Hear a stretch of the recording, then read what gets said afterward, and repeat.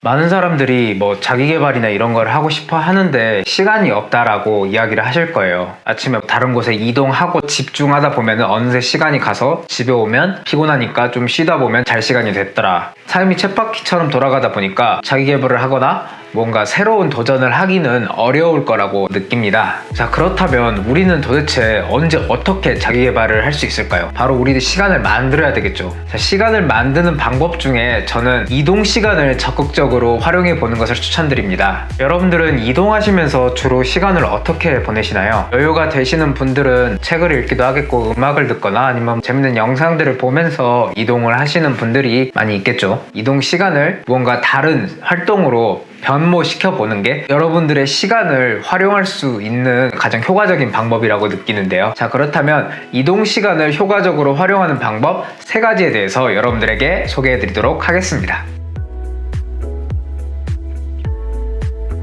자, 이동 시간을 효과적으로 활용하는 방법 첫 번째는 이동하는 시간을 공부하는 시간으로 바꿔보는 겁니다. 지금 책을 읽어라 뭐 이런 얘기를 하려는 게 아니고요. 모두가 다 이동 중에 스마트폰을 볼 수 있을 거예요. 자, 그렇다면 우리가 들어야 될 거는 음악이 아니라 바로 유튜브에 있는 여러 가지 좋은 강의들입니다. 예를 들어서 저 같은 경우는 출퇴근길에 반드시 경제 유튜브 채널들을 정독하고 있어요. 대표적으로 3프로, 신사임당, 이세무사, 아니면은 월급쟁이 부자들, 김작가TV, 815 뭐 이렇게 다양한 경제 컨텐츠들이 있잖아요. 때로는 글로벌 경제, 때로는 우리 한국 사회 또는 주식, 부동산 이렇게 다양한 분야들에 대해서 저명한 전문가들이 나와서 직접 이야기해주는 것들을 듣고 보고 하고 있습니다. 집중을 해서 보는 게 아니에요. 근데 오히려 집중해서 보지 않기 때문에 저는 의미가 있다라고 생각해요. 예를 들어서 우리가 3프로TV 뭐 30분, 40분짜리 영상을 본다고 해봅시다. 자, 그러면 우리가 집에 앉아서 그 영상을 틀어놓고 노트 필기 하면서 공부할 것인가요? 그러는 거 쉽지 않아요. 그런데 우리가 이동 중에 귀라도 경제 방송 쪽에 열어두자라는 가벼운 마인드로 시작한다면 출근하는 30분, 40분 동안 경제 방송 듣는 거 그렇게 어렵지 않습니다. 그리고 딱 그때만 보고 다른 때는 안 보겠다, 집에 와서는 조금 쉬면서 다른 유튜브를 보겠다라고 스스로에게 당근까지 준다면 그러한 습관을 지속적으로 유지할 수 있겠죠. 그리고 매일매일 그러한 습관이 쌓이다 보면은 어느샌가 여러분들은 매일 공부했던 그 시간들이 쌓아 올려져서 언젠가 여러분들에게 좋은 성과로 나타날 것이라고 저는 믿어 의심치 않습니다. 따라서 이동 시간을 지적 시간으로 바꿔볼 것을 추천드리고, 여러분들이 평소에 잘 공부하지 않는 경제 쪽이나 시사 이슈라든지 이런 거에 대해서 귀를 열어두셨으면 좋겠다라고 말씀드리고 싶습니다. 이동 중의 시간을 생산적으로 바꾸는 두 번째 방법은 적극적인 몰입을 여러분들이 만들어내는 것입니다. 몰입에는 수동적 몰입과 적극적 몰입 이렇게 2가지로 나뉘어요. 자, 수동적 몰입의 대표적인 예는 사자에게 쫓기는 사슴을 보면 알 수 있습니다. 사자에게 쫓길 때 사슴은 어떤가요? 정말 미친 듯이 달리는 것에 집중을 하겠죠. 왜냐? 지금 달리지 않으면 잡아먹히는 상황이기 때문입니다. 자신이 의도한 게 아니라 환경 자체가 몰입할 수밖에 없는 상황을 만들었을 때 그것을 수동적 몰입이라고 볼 수 있어요. 시험 앞두고 벼락치기로 공부하는 것도 수동적 몰입이라고 볼 수 있습니다. 이런 몰입을 정말 많이 경험해 보셨을 거예요. 그리고 이게 효과적이라고 믿는 분들도 꽤 있겠죠. 내가 몰입할 수밖에 없는 환경에 놓여서 몰입하는 게 아니라 그런 환경이 없음에도 스스로에게 몰입할 수 있는 시간이 필요한데요. 저는 이동 중에 한 20분 정도 스스로에게 그런 시간을 낼 수 있다라고 생각해요. 대중교통으로 이용하시는 분들은 귀에서 이어폰들을 빼시고 20분 정도를 본인이 해야 되는 중요한 일들에 대해서 생각해 보시는 게 좋을 것 같습니다.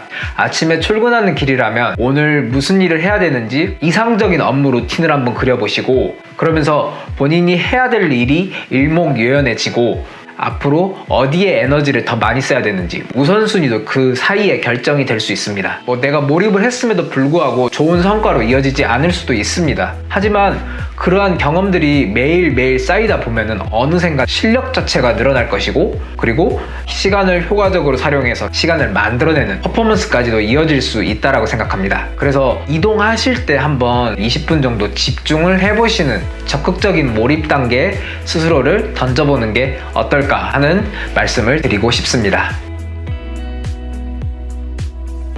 마지막 세 번째는 이동 중에 감사할 것 3가지 목록을 한번 작성해 보는 겁니다. 지난 영상에서 감사하는 태도에 대해서 이야기를 했었는데요. 감사하는 태도를 기르는 가장 효과적인 방법은 감사 일기를 작성하는 것이라고 말씀드렸습니다. 하지만 감사 일기를 작성하는 시간을 아침에 낸다는 것 자체가 쉽지 않아요. 내가 이동 중에 감사 일기를 작성하겠다라고 이동 시간 자체를 감사 일기를 작성하는 시간으로 고정을 하게 된다면 여러분들은 매일 아침 이동을 할 때마다 감사 일기를 작성하는 습관을 들이는 건 어렵지 않겠죠. 아주 작은 습관의 힘이라는 책에는 습관 끼워넣기라는 얘기가 나와요. 습관 끼워넣기가 뭐냐면 새로운 습관을 만들고 싶다면 그 습관을 이미 하고 있는 습관 사이에 억지로 집어넣는 거를 이야기하거든요. 그러니까 감사일기를 예를 들면 내가 아침에 집 밖으로 나가서 이동을 하고 도착하는 그런 루틴이 있는 거잖아요. 그 루틴 사이에 감사일기를 작성한다는 걸 끼워 넣는 거예요. 그러면은 아침에 출근한다, 이동한다, 감사일기 쓴다, 이동한다,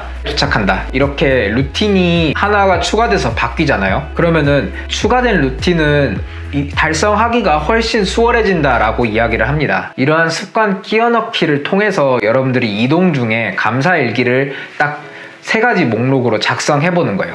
전날 있었던 좋은 일도 되고 아니면 이동 중에 봤던 하늘이 너무 예쁘다, 아침에 마셨던 커피가 정말 맛있었다, 그래서 감사하다, 이렇게 이야기를 하셔도 돼요. 마음속으로 하기보다는 기록을 남기는 게 가장 좋은데 개인적으로 에버노트나 노션이나 개인 기록을 남기기 좋은 어플들이 많이 있잖아요. 그런 어플에 한번 자신의 감사 일기를 써보는 게 어떨까 싶습니다. 나중에 감사하는 대상이 뭐가 있는지를 한번 쭉 보시면 동일한 대상에 대해서 감사하는 경우도 있고 아니면은 새로운 대상에 대해서 감사하는 경우도 있어요. 이러면서 내가 이런 것들에 대해서 감사함을 느끼는구나 하면서 스스로를 아는 것도 있어요. 스스로에 대해서 자존감을 높이고 행복감을 느낄 수 있는 그런 단계로 이어질 수 있다라고 봐요. 감사할 만한 일 3가지 정도는 스스로를 위해서 작성해 보시는 게 어떨까라고 제안드리고 싶습니다. 자, 그래요. 오늘은 하루에 시간이 부족한 사람들을 위해서 이동 중에 시간을 어떻게 하면 생산적으로 활용할 수 있을지에 대해서 말씀드렸습니다. 자, 지금까지 긴 영상 봐주셔서 감사하고 저는 또 다음 비디오에서 뵙도록 하겠습니다. 행복한 하루 보내세요. 감사합니다.